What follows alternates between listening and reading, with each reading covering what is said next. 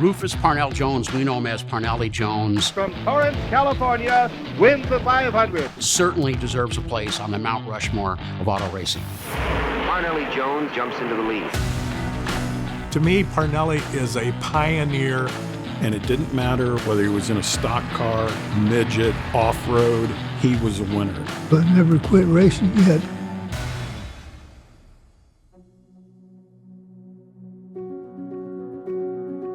When he was younger, he was much smaller. And he fit on the horses quite well, and he broke in a lot of horses. He did well at it. As he got older, he got bigger. And it was going to be a restriction as being a jockey, so that was out. His cousin had an old jalopy, and he turned it into a race car. Even though he didn't know how to be a racer, he liked the idea of maybe I could beat that guy next to me. And it turned out that he actually did have a talent. He found out he was as good or better than most all the other drivers.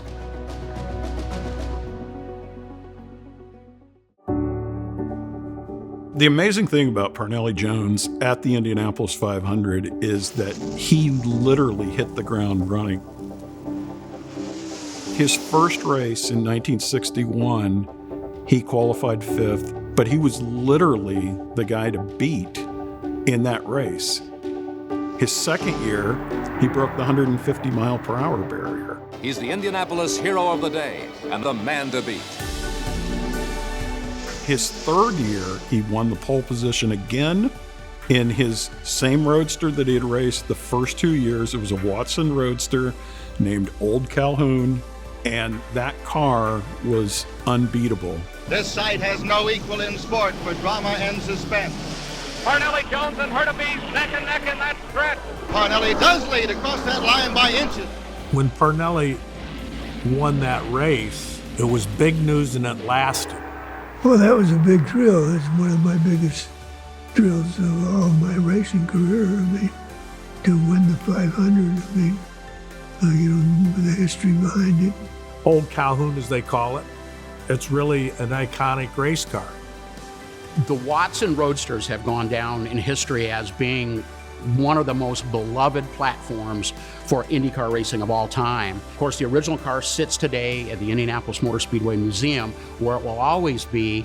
This car that Parnelli is offering, it gets called a replica, but it's more than a replica. Just to be in the presence of that car is unbelievable.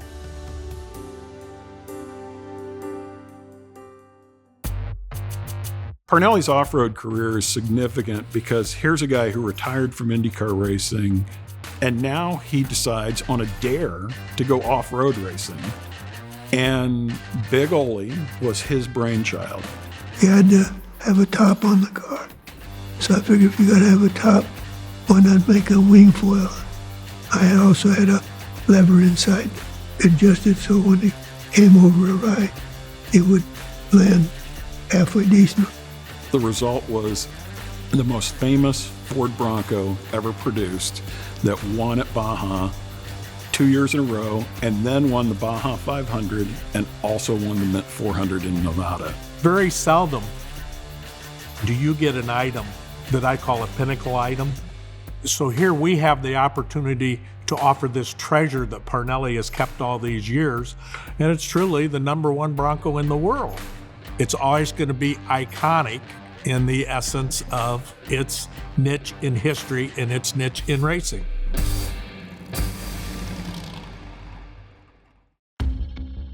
When Trans Am Racing was originally set up, it was a manufacturer's championship.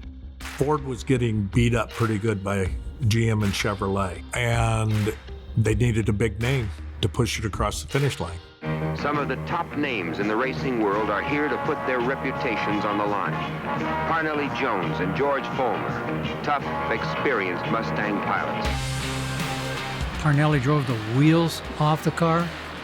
In particular, one race in Riverside where he was knocked off the course by a back marker, damaged the car terribly. and he started back into last place, and he actually won the race. And you wonder, how the hell did he win a race like that? And that's Parnelli. The Saline Boss 302 program is a great tribute to Parnelli Jones winning the Trans Am Championship on behalf of Ford. The two cars that we have here are number 1 and number 3, so they're pretty darn significant cars.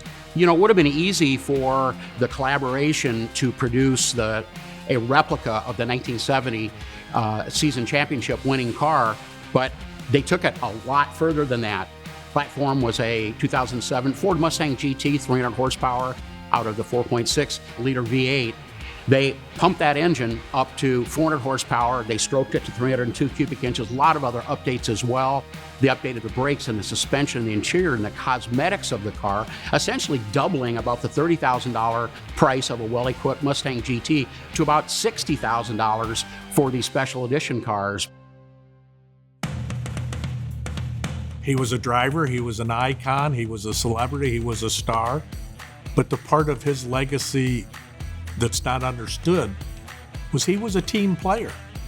Vel Miletich played a very important part in the business role of Parnelli Jones's career.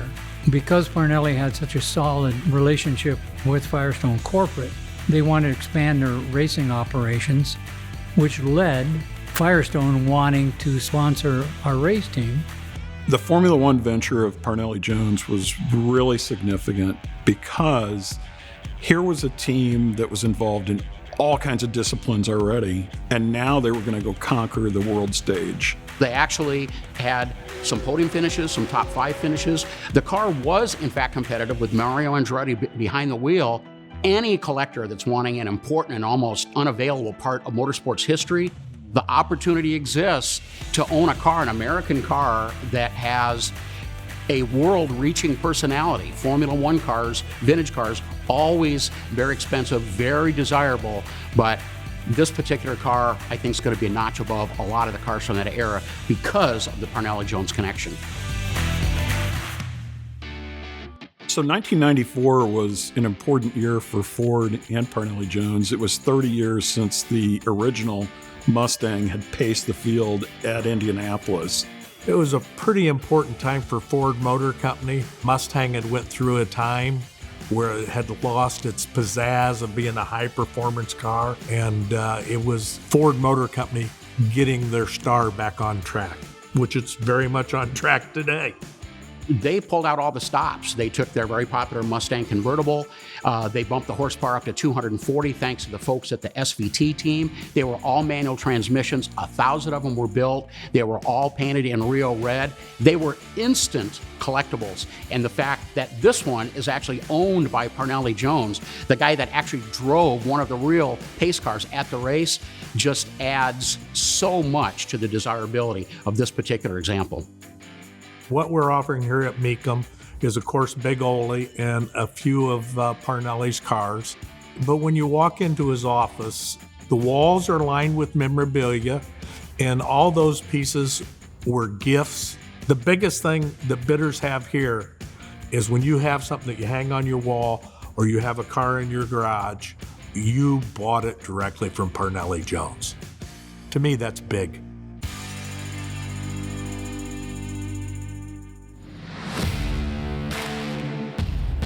Parnelli Jones, as a driver and a race team owner, has spanned all forms of four-wheel motorsports.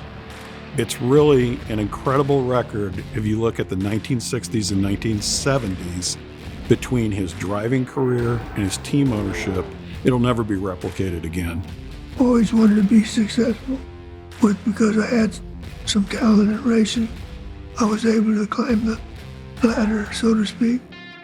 I'd like to see it go somebody that cares about him, that has the same care for racing that I do. We say a lot of times, once in a lifetime opportunity, but that is exactly what we're looking at with this group of 6 vehicles. These are all important vehicles representing not only American racing history, but world racing history, all owned by one of the top legends of all time. You look at Parnelli, and there's lots of words iconic and legends and so on and so forth.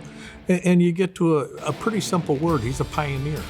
Nobody has taken this sport and has branched out to have as much influence as Parnelli Jones has. And I don't think anybody's going to do it in the future either.